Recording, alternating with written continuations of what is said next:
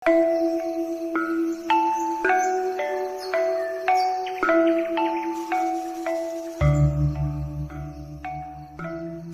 Swastiastu, Om Anubadrah Kertawoyantu Wiswata.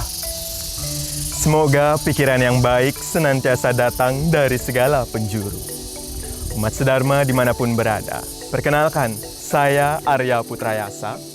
Pertama-tama izinkan saya mengaturkan rasa syukur yang tulus kehadapan Ida Sang Hyang Widiwasa, Tuhan Yang Maha Esa, karena atas berkat dan rahmat-Nya, hingga saat ini kita senantiasa diberikan kesehatan meskipun masih sedang menghadapi kondisi pandemi COVID-19. Sebagai suatu bentuk sumbangsih pemikiran saya akan dinamika kehidupan beragama saat ini dan dalam rangka Lomba Dharma Wacana Digital PHDI Pusat tahun 2021, saya akan menyampaikan untayan Dharma dengan judul Swadharma Generasi Muda Hindu. Umat sedharma dimanapun berada, jika kita berbicara mengenai konsep dasar beragama, tentunya semua agama mengajarkan umatnya untuk senantiasa berperilaku dan berbuat kebenaran. Dalam agama Hindu, kita sering mendengar istilah dharma. Secara etimologi, kata dharma berasal dari akar kata dir dalam bahasa Sanskerta yang memiliki arti menuntun, mengatur, dan menjunjung, serta dapat pula diartikan sebagai aturan, kewajiban, moral yang baik. Seperti yang tertuang dalam kitab Sarasamuscaya sloka 14 yang berbunyi, Ikang dharma ngarannya, hanuning mara ring swarga ika, kadi gatining parahu, an hanuning baniaga nentasing tasik. Yang artinya, yang disebut dengan dharma merupakan jalan bagi kita untuk menuju swarga. Seperti halnya perahu merupakan alat bagi seorang pedagang untuk menyeberangi lautan ini. Seperti yang tertuang dalam kutipan sloka tersebut, dikatakan bahwa dharma merupakan jalan untuk kita menyeberangi kehidupan menuju ke arah yang lebih baik lagi.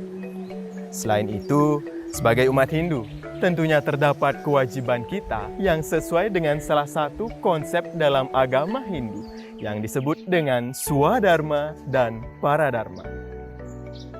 Adapun yang dimaksud dengan Swadharma merupakan segala sesuatu yang terkait dengan kebenaran dan kewajiban dalam konteks diri kita sendiri. Sedangkan Paradharma berkaitan dengan orang lain. Bagaimana kewajiban kita kepada orang lain seperti pelayanan publik ataupun segala sesuatu kebenaran untuk kepentingan bersama. Sebagai generasi muda atau Yowana, tentu kita tidak bisa lepas dari kewajiban atau swadharma kita guna mewujudkan moksartam jagadita yaca iti dharma.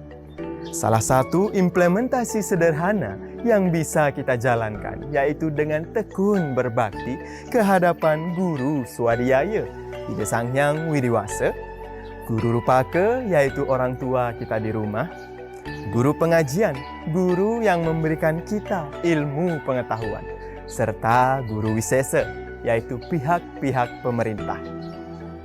Selain itu, secara umum tentunya kita generasi muda sedang menjalani salah satu fase kehidupan yang disebut dengan brahmacari atau masa menuntut ilmu.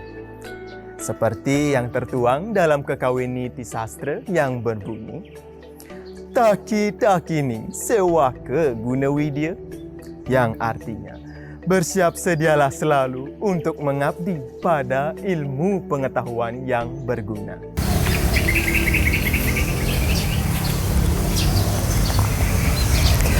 Adapun yang dimaksud dalam petikan kekawin tersebut, yaitu pada fase awal kehidupan ini, hendaknya kita tekun menuntut ilmu atau yang disebut dengan guna widya untuk mendapatkan suatu keterampilan maupun keahlian yang nantinya dapat kita terapkan dalam lingkungan keluarga, masyarakat, ataupun negara. Selain itu, dalam fase Brahmacari ini, tentu terdapat swadharma kita sebagai generasi muda Hindu yang bisa kita lakukan dengan menuntut ilmu sebanyak-banyaknya melalui ilmu pengetahuan, seni, dan teknologi yang bisa kita dapatkan baik dalam pendidikan formal ataupun non-formal. Yang dimana segala kecakapan, keterampilan, dan ilmu yang kita dapatkan dalam fase ini nantinya dapat kita jadikan pedoman dan tuntunan dalam menuju fase kehidupan berikutnya, sehingga kita dapat meningkatkan Viveka Jnana atau kemampuan membedakan hal yang baik dan buruk. Matsudharma dimanapun berada, tentunya kita hidup di dunia ini memiliki tujuan tertentu yang dimana dalam agama Hindu disebut dengan Catur Purusa Artha atau 4 tujuan hidup manusia. Adapun bagian-bagian yang terdapat di dalamnya, yang pertama adalah Dharma, merupakan kebenaran atau kebaikan. Kemudian Artha, yaitu harta atau kekayaan. Yang ketiga adalah Kama, di mana kita tentunya memiliki hawa nafsu atau keinginan untuk memberikan kita suatu kepuasan. Serta yang terakhir adalah moksa, terbebasnya Atman dari ikatan duniawi. Keempat bagian Catur Purusa Artha tersebut tentunya saling berkaitan erat satu dengan yang lainnya, dengan tetap menjadikan Dharma sebagai landasan utama dalam berperilaku menjalankan swadharma kita. Seperti yang tertuang dalam kekawin Ramayana yang berbunyi, Utsaha telarapana, karya sing paha pagahan, sampai tan gawe yakna, ring satwa dhamma yatui. Yang artinya, janganlah kita berhenti untuk selalu berusaha, lakukan semua pekerjaan dengan tulus dan teguh hati.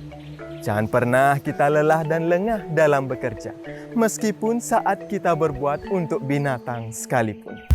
Seperti yang tertuang dalam kutipan kekawin Ramayana tersebut, dikatakan bahwa kita hendaknya senantiasa tekun, bersungguh-sungguh, serta semangat untuk tidak menyerah dalam menjalankan pekerjaan apapun itu, termasuk di dalamnya ketika kita menjalankan kewajiban kita sendiri. Terlebih lagi, kita sebagai generasi muda diharapkan mampu menjalankan kewajiban atau swadharma kita melalui jalan Dharma Agama dan Dharma Negara.